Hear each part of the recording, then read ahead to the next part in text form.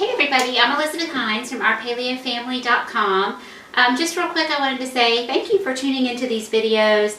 Y'all have left some really nice comments lately about how my recipes and videos are helping you cook this way for your family. And so that is why I do this. I'm not making any money. And so it is nice to know that, that this is helpful to you. So I have a really exciting recipe to share with you tonight. We're back with the Instant Pot because I know a lot of you are loving your Instant Pot. And this is one of my very favorite paleo recipes. So just real quick story when while my Instant Pot is heating up. When I first learned about the paleo diet, a friend of mine told me about it. We were talking about her daughter with an autoimmune disease, and I thought, well, you know, let me research it. And I looked it up and I found Diane Sanfilippo. Her website is dianesanfilippo.com or balancedbites.com, and she had this cookbook called Practical Paleo, and I went to my library and they had it. Also, let me apologize for this weird light. This is coming from the skylights in my kitchen, so I can't block it. It's not like blinds will help.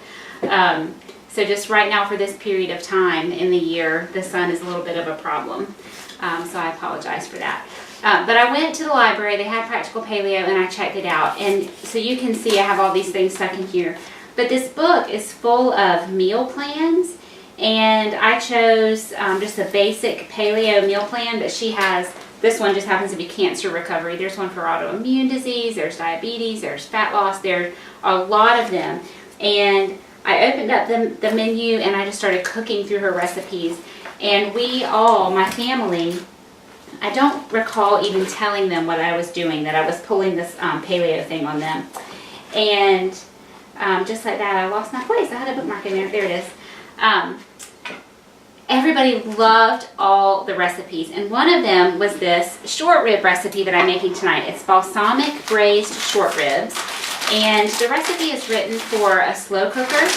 However, I'm going to use the Instant Pot. If you have watched any of my recipes, you know I do not like the slow cooker.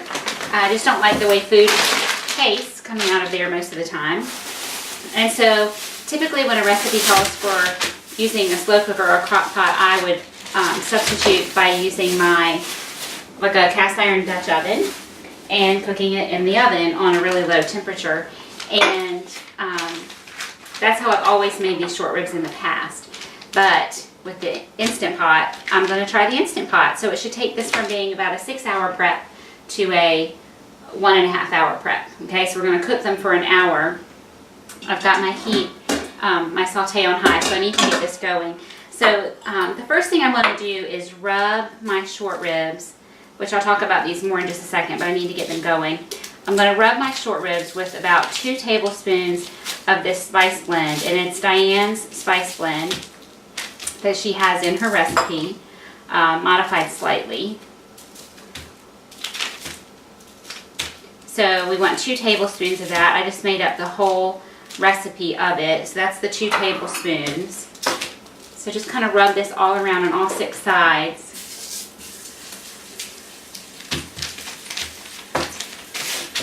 I love to use the paper, the butcher paper that my meat comes in for this kind of process. It just keeps my counters cleaner, and it's real easy to do what I'm doing right now, kind of get all your seasonings in. And I'm not going to throw this out because there's a little bit on here. There's probably a teaspoon left. And so I'm just going to pour it in my pot when I go to put all my sauces in. So we're going to give this a minute to brown on each side. Let me sing the praises of Diane just a little bit more. So this recipe is a really simple recipe when you first look at it. Okay, it has the savory spice blend, the short ribs. She has coconut oil. I used avocado just because it was handy. And tomato sauce, balsamic vinegar, dates, and garlic. But then you look, okay, what's the savory spice blend? You got to turn back to this page and look up the savory spice blend, which is garlic powder, onion powder, paprika, pepper, and then it's this rosemary sage salt, which is on this other page. So you got to go and you got to make the rosemary sage salt. So when I get into making her recipes, I make up a bunch of her spices, and so I'll have enough of this to make another recipe, and then just a little bit left over or just whatever else, because it's delicious. Rosemary, sage, salt, pepper, garlic, onion, paprika. It's a delicious blend, but that's a lot of the flavor, so you need to actually make that recipe. But she has packaged and is now selling those spices. So if you, and I haven't bought them just because I'm kind of frugal that way, and I have the recipes, I bought the book, and I am happy to make them myself. But you can buy the spices from her, and you can find that information on her website. But I love this recipe for a lot of different reasons. Short ribs are a very flavorful cut of meat. And I hope you saw mine before I put them in here. I'll show them to you again after they brown. So I just want to take my time and let them really brown on at least 4 sides, because that develops a lot of flavor. When I was looking up other recipes, because that's what I usually do, I look at a whole bunch of recipes and kind of come up with my own version.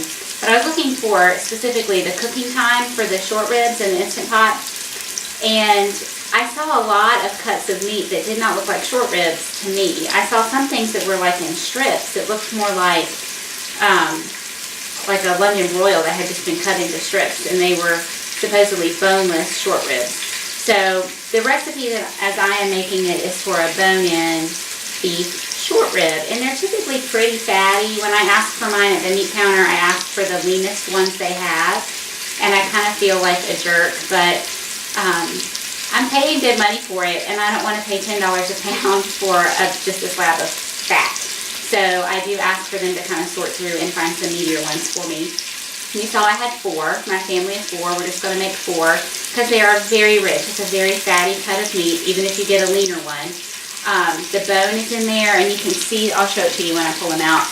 The marrow, it's just chock full of flavor. And we'll serve this with a bunch of vegetables on the side, and really just that small amount of meat is enough. But if you've never used a beef short rib before, they're amazing. Like I said, they have a lot of fat, and that equals flavor. And so, for example, one of my autoimmune paleo recipes, which is called no tomato sauce. On autoimmune paleo, you can't have nightshades, which includes tomatoes. So if you're following that protocol and you're just craving some like Italian food, I made this no tomato sauce. I was following autoimmune for a while. And there's a short rib in that recipe, and it contributes a lot of flavor. So give short ribs a try if you haven't cooked with those before. So you can put the garlic in whole, so I've peeled it and just cut the little hard root ends off. 4 dates are going to lend a lot of sweetness. My dates had pits in them, which they're soft, and they're just real easy to kind of squeeze and get those out. I'm going to keep browning. Look at this beautiful color. That's exactly what we want. It's just adding a lot of flavor.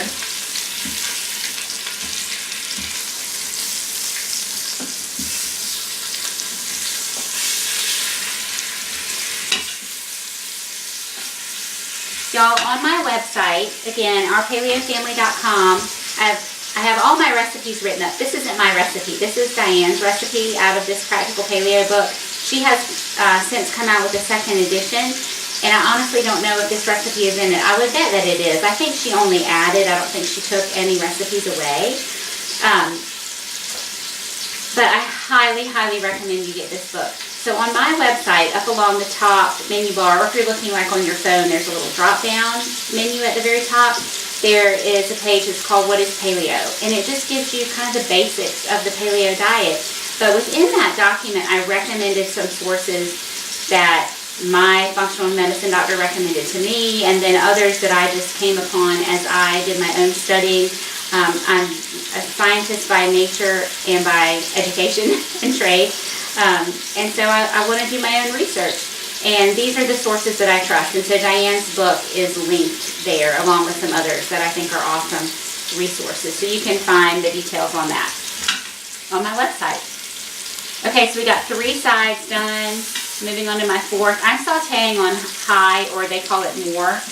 And the Instant Pot people say to saute for browning meat like this, to use their normal setting. But with all my experimenting, I have found that the more setting works just fine. I've not had anything burn, so I go with that higher setting. And I'm going to get out a wooden spoon to help scrape up those round bits off of the bottom. Now, as I was perusing the web looking for cooking times, I found a lot of recipes for Asian style short ribs that had a lot of soy sauce and sugar, and they looked amazing, beautiful. And I am going to definitely paleofy that, but I think to get that the flavor profile that you're looking for would require some sweetness, and I'm just not doing any sugar right now, so we're going to skip that Asian variety. But there seem to be lots of great Instant Pot, what am I trying to say? What are these? Short ribs. Instant Pot short rib recipes. Alright, so I'm going to pull these out. Whenever I brown some meat and then I have to take it out and put something else in there, I want to put it in a container that'll hold the juices, because some juices are surely going to come out and I want to catch them. This guy's really big. I'm going to let him brown for just another second while I show this one to you. Alright, so first of all, take a look at the caramelization on there. That's just exactly what we're looking for. Each one has this bone, which is just chock full of marrow, which is nutritious and delicious. Y'all, if you do not get my newsletter, I would love it if you would sign up. You can do that by simply going to my website, and a little pop-up with a picture of these delicious donuts will pop up for you. Pop-up that pops up. And you just give me your first name and your email address, and I'll send you my monthly newsletter with a couple free recipes that are not on my website. And I send a newsletter once a month, so I'm not spamming you, not anything over the top. There's a reason why I said that, and I can't remember what I was going to say about that. Get my newsletter, because I'm awesome. That wasn't it. That was not it. What was I going to say? I'm going to have to edit this out. Alright, so I'm adding my tomato sauce. The recipe calls for 15 ounces because a can of tomato sauce is typically 15 ounces. But I had a couple open containers in my fridge. So it's just under 2 cups of tomato sauce, and I had some crushed tomatoes in there. So I still have it on saute. I need some liquid to deglaze the pan. So here comes my half a cup of balsamic vinegar. Well, I can't remember why I was asking you to sign up for my newsletter. There was some bit of information that I was going to say that I sent out recently. And if you didn't get my newsletter, you missed it. But I can't remember what it was. I'm going to have to go back and read my own newsletter, y'all, my brain. Oh, this is it. I got it. I don't know what this had to do with anything. But I was sharing some of my tips for things that I've learned in my functional medicine health coach training. There go my 4 dates. I'm just going to stir those around. And my 6 cloves of garlic, just whole. But one of my little tidbits was about getting your phytonutrients every day and getting all your colors each day. And here is a tip for you, a trick that I have found works for me. Okay, so the short ribs go back in. I'm just going to kind of stir each one around so it gets covered in that sauce. I'm going to go ahead and turn this off because I'm going to have to turn on the pressure. And something that I have figured out that gets me to eat more vegetables is if I just roast a whole bunch. So whenever I'm roasting vegetables for dinner, which means I've cut them, I've put them on a sheet pan with some kind of fat, usually avocado oil or some reserved bacon drippings, just salt and pepper, and roast those at a high temperature, like 400 to 450. Typically 30 minutes is what it takes for just about all vegetables.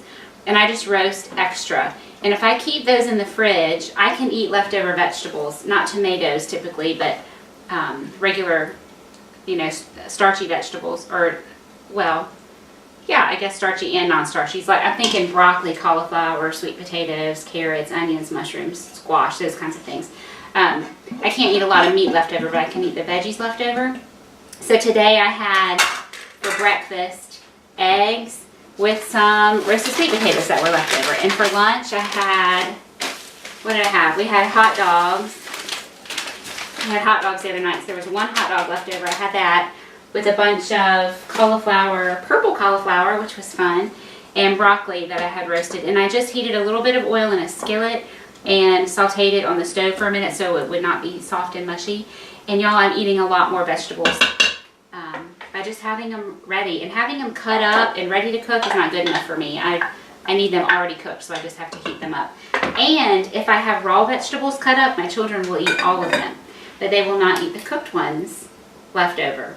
So they're left for me. Okay, that was a lot of chatting for a really simple recipe. So everything is in there now, and my gasket is in place. Put my lid on, make sure this valve is, y'all, this just comes off, okay? So make sure that it is in place and set to sealing, and we're doing 1 hour. So I want manual, I'm at high pressure, 1 hour, and I'll see you back here in an hour.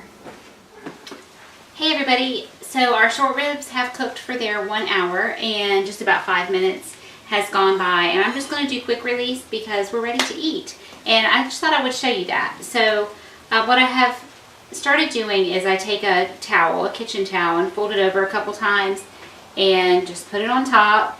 And then I usually use these tongs. I'm actually going to use them. They're wet, so I just washed them.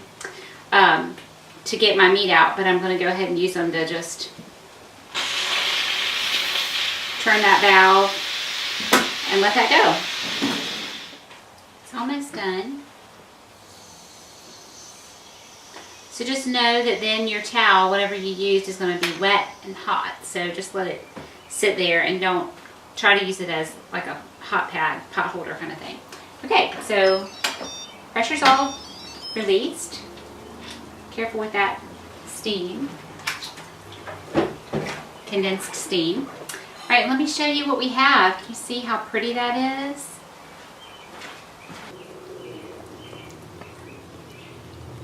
I'm going to go ahead and turn this off and turn saute back on, because the only downside that I have found, you know what, I actually want a slotted spoon. The only downside to the Instant Pot with this kind of dish is that you don't get the natural thickening of the sauce that you would get if you cooked this in like I was saying, in a Dutch oven or even in a crock pot. So if you're not somebody who likes a thick gravy like sauce, then this is perfectly fine. We are a gravy loving family, so we want our sauce to be thickened.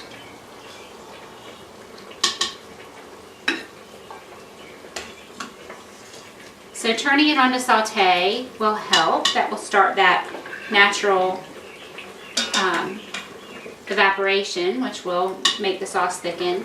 But I'm also going to help it along just a little bit with some glucomannan. You can make a slurry of arrowroot, some other kind of starch. Arrowroot is just what I use, or glucomannan, which has a little bit of a lower carb profile.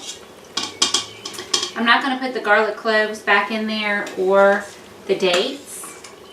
There are a few pieces of that tomato, which is fine.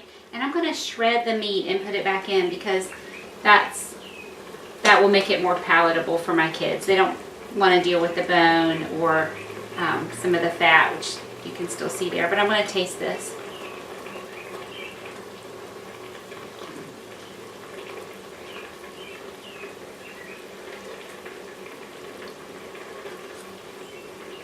It's so rich and flavorful. It's just unbelievable. So in my little bowl here, I have a tablespoon of water and 1/4 teaspoon of this glucomannan. This is Now brand. I have a link to that on my website.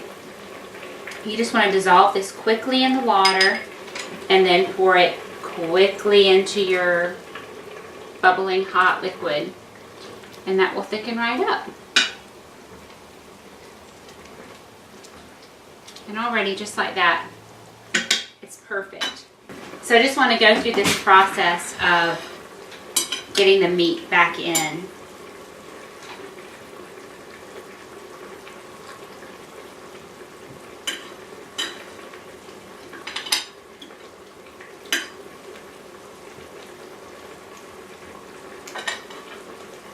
just want to show you how this is super tender. Just fall apart tender, flavorful.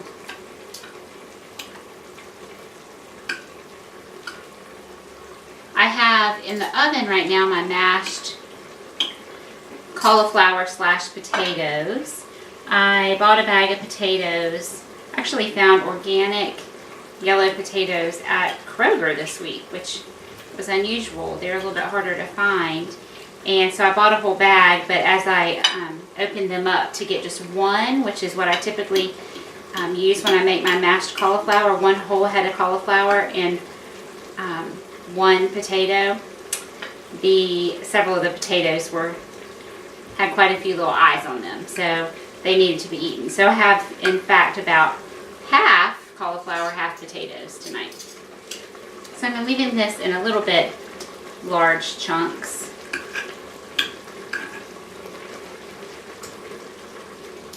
And my sauce is just the perfect thickness, so I'm going to turn this off. I don't want it to keep thickening on me. There's a little bit more meat here in a couple of these pieces. I just don't want to bore you with this process.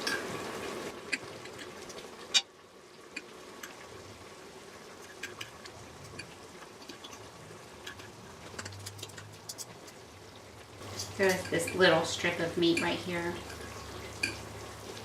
That's delicious. You paid good money for that, so get that. Don't accidentally throw it out. So we've leached all that amazing goodness out of the bones, that marrow.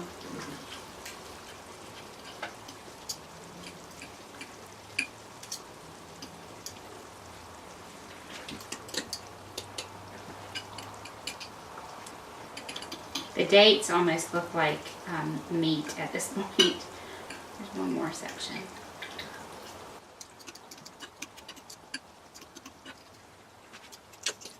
Okay, before I show you the finished meal put together, I just want to remind you of this book, which is probably my favorite paleo cookbook. Aside from my own, I did write just a little book full of holiday recipes, which you can get from Amazon, iTunes, or from my website. It's called Your Paleo Holiday. This would be my favorite, A Practical Paleo. It is just full of so many recipes, so much amazing information. If you're new to the paleo world, you can learn a ton from the first half of this book. Then you can make your life simple by using her menus, and then she has all the recipes that are featured in those menus in the back. And I vouch for all of them. They are amazing. So I highly recommend this. Okay, some fried okra.